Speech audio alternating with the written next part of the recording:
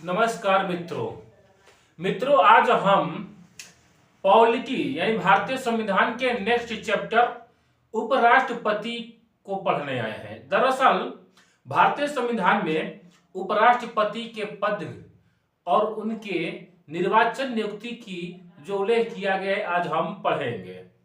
देखिए, जिस प्रकार से भारतीय संविधान में राष्ट्रपति का पद क्रम संख्या नंबर 1 में आता है, जिस प्रकार से वे भारत के प्रथम नागरिक होते हैं, ठीक उसी प्रकार से उपराष्ट्रपति भारतीय संविधान में वर्णित क्रम संख्या 2 में आते हैं और ठीक उसी प्रकार से उपराष्ट्रपति भारतीय संविधान के हिसाब से भारत के दूसरे नागरिक कहलाते हैं। अब हम उपराष्ट्रपति से संबंधित कुछ प्रमुख अनुच्छेद और कुछ महत्वपूर्ण बिंदु पर चर्चा करेंगे। चलिए देखते हैं। यहां पर है उपराष्ट्रपति के कार्य एवं शक्ति। उपराष्ट्रपति, ध्यान रखिएगा, उपराष्ट्रपति से संबंधित कुछ प्रमुख अनुच्छेद है, जिसमें अनुच्छेद 63 कहता है उपराष्ट्रपति के पद का वर्णन किया गया है। भारतीय संविधान के अनुच्छेद 63 में उपराष्ट्रपति के पद का वर्णन किया गया है। इसके बाद अनुच्छेद 64 में कहा गया है कि उपराष्ट्रपति जो होंगे वह राज्यसभा के सभापति के रूप में कार्य करेंगे। ध्यान रखिएगा, मैंने आप लोगों को समझाया था कि संसद के दो अंग, एक राज्यसभा और एक लोकसभा। तो लोकसभा के अध्यक्ष अलग होते हैं और राज्यसभा के अध्यक्ष यानी कि राज्यसभा के अध्यक्ष या राज्यसभा के सभापति को ही बोला जाता है उपराष्ट्रपति। और उपराष्ट्रपति को जो वेतन भी दिया जाता है 4 लाख रुपए प्रति महीना, वह उपराष्ट्रपति के पद के नहीं बल्कि राज्यसभा के सभापति के रूप में दिया जाता है। अब आगे देखते हैं। तो ध्यान रखिएगा, 63 में उपराष्ट्रपति के पद और अनुच्छेद 64 में कहा गया उपराष्ट्रपति जो होंगे राज्यसभा के सभापति के रूप में कार्य करेंगे। ठीक, अब यहां पर अनुच्छेद 66 देख लीजिए। अनुच्छेद 66 में उपराष्ट्रपति के निर्वाचन की बात कही गई है। ठीक, निर्वाचन भी इनका जैसे राष्ट्रपति का होता था गुप्त रूप से अप्रत्यक्ष निर्वाचन पद्धति के द्वारा, तो ठीक इसी प्रकार से होता है। यहां पर हम निर्वाचन समझेंगे। अब देखिए, उपराष्ट्रपति पद के लिए योग्यता, यानी कि जो व्यक्ति क्या होगा, नामांकन करने जाएगा तो उपराष्ट्रपति के पद के लिए, तो क्या उनकी योग्यता होनी चाहिए। जो योग्यता राष्ट्रपति का था वही योग्यता उपराष्ट्रपति का भी होगा, लेकिन 2 योग्यता यहाँ पर एक्सचेंज हो जाएगा। चलते हैं आगे। उपराष्ट्रपति पद के लिए योग्यता पहला ये चाहिए कि भारत का नागरिक हो। कोई भी चुनाव लड़िएगा तो भारत का नागरिक होना जरूरी है। इसके बाद उपराष्ट्रपति पद के लिए उम्र कम से कम 35 वर्ष पूरा कर चुका हो। अगर एक दिन भी कम रहेगा तो नामांकन नहीं होगा, नॉमिनेशन नहीं हो पाएगा, इसलिए उम्र 35 वर्ष पूरा हो। फिर इसके बाद राज्यसभा का सदस्य चुने जाने योग्य हो, यानी कि राज्यसभा का चुनाव जीतने योग्य हो। जैसे राष्ट्रपति में बोला गया था कि लोकसभा का चुनाव जीतने की क्षमता रखता हो, उसी प्रकार से उपराष्ट्रपति के जो सदस्य होंगे, माने जो उम्मीदवार होंगे, वह राज्यसभा के सदस्य बनने योग्य होंगे। चौथा कि पागल अथवा दिवालिया न हो। 5वां इनका योग्यता है कि किसी भी लाभ के पद पर न हो। दुनिया का कोई भी चुनाव लड़िएगा, लाभ के पद पर नहीं रहिएगा तभी।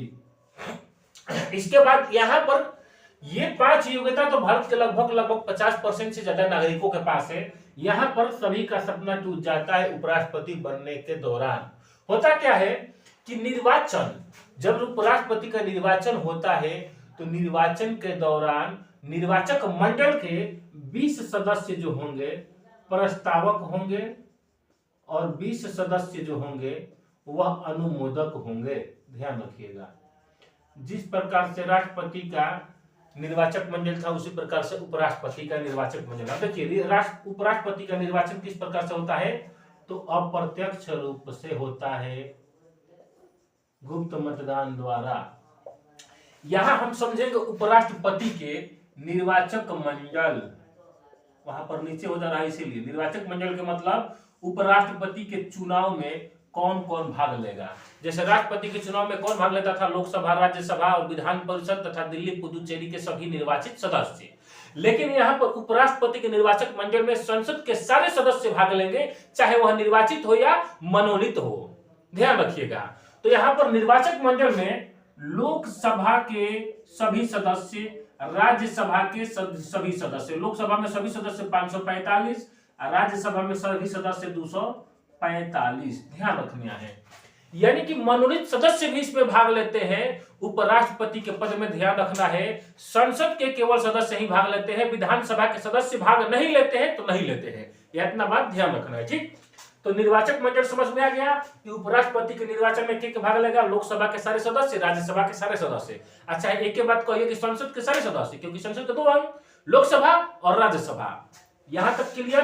तो लिख लीजिएगा, इसको हम मिटा रहे हैं यहां तक, ठीक। अब देखिए उपराष्ट्रपति का शपथ। तो उपराष्ट्रपति को शपथ कौन दिलाएगा? राष्ट्रपति दिलाएंगे। राष्ट्रपति के समक्ष ये क्या करते हैं? अपना पद एवं शपथ की गोपनीयता लेते हैं। जब शपथ यही दिलाएंगे राष्ट्रपति को, तो त्याग पत्र भी यही लेंगे राष्ट्रपति। माने उपराष्ट्रपति अपना त्याग पत्र किसको देंगे? तो राष्ट्रपति को देंगे, और राष्ट्रपति अपना त्याग पत्र किसे देंगे? तो उपराष्ट्रपति को देंगे। क्लियर? अब देखिए यहां पर हटाने की विधि, जैसे राष्ट्रपति को हटाने के लिए महाभियोग चलता था, तो सेम प्रक्रिया चलेगा, लेकिन यहाँ पर महाभियोग शब्द का प्रयोग नहीं किया जाता है। ध्यान रखिएगा, यहाँ पर अंतर क्या होता है कि उपराष्ट्रपति को हटाने की विधि सबसे पहले, चूंकि उपराष्ट्रपति राज्यसभा के अध्यक्ष होते हैं, इसीलिए इनको हटाने की प्रक्रिया क्या होता है? पहले राज्यसभा से शुरुआत होता है। उपराष्ट्रपति को अगर हटाना होगा तो सबसे पहले राज्यसभा के 2/3 बहुमत क्या होगा? अगर पास कर दिया, इसके बाद लोकसभा में जाएगा, तब 2/3 बहुमत से पास होगा, तो ये स्वतः हट जाएंगे।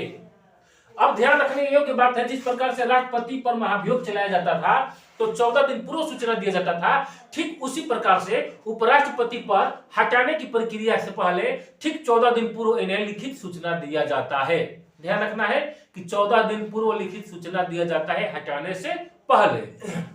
अब देखिए उपराष्ट्रपति की कार्य एवं शक्ति। उपराष्ट्रपति की केवल 2 कार्य एवं शक्ति है। पहले का कार्य क्या है? राज्यसभा के सभापति के रूप में कार्य करना।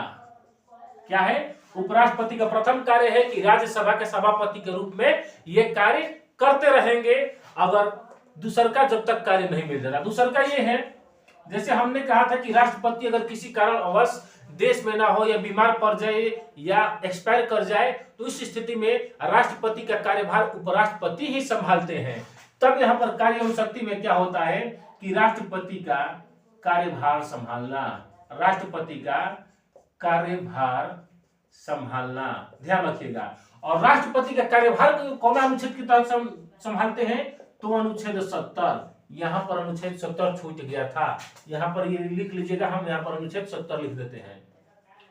आप देखिए अनुच्छेद 70 में कहा गया है, लिख नहीं रहे, बता दे रहे, अनुच्छेद 70 में कहा गया है कि यदि राष्ट्रपति देश में न उपस्थित हो तो उनके कार्यभार को संभालते हैं कौन? उपराष्ट्रपति।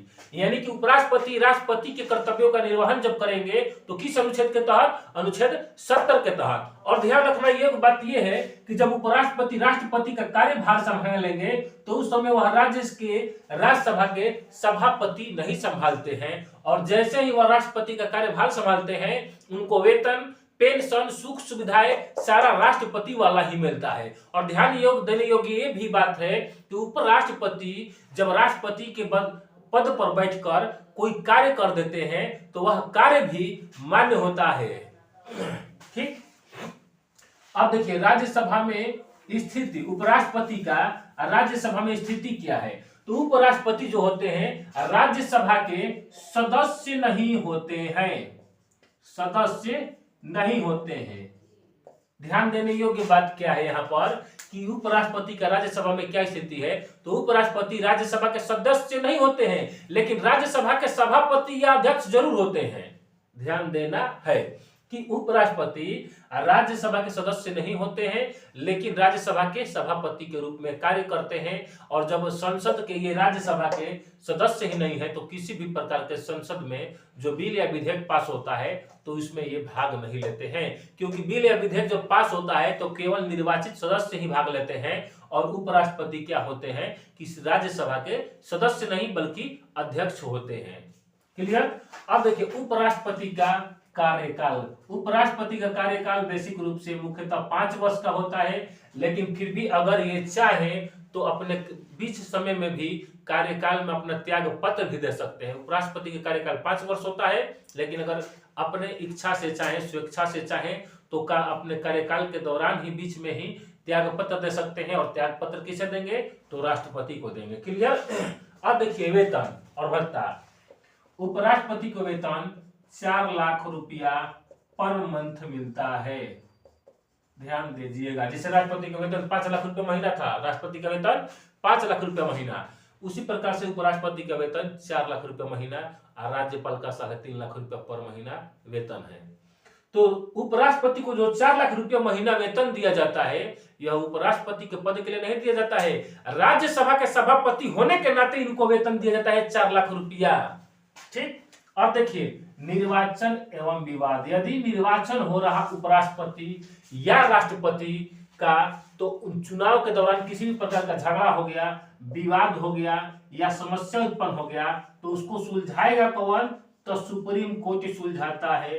राष्ट्रपति के चुनाव में हुआ झगड़ा, चाहे उपराष्ट्रपति के चुनाव में हुआ झगड़ा को कौन सुलझाएगा तो सुप्रीम कोर्ट सुलझाता है।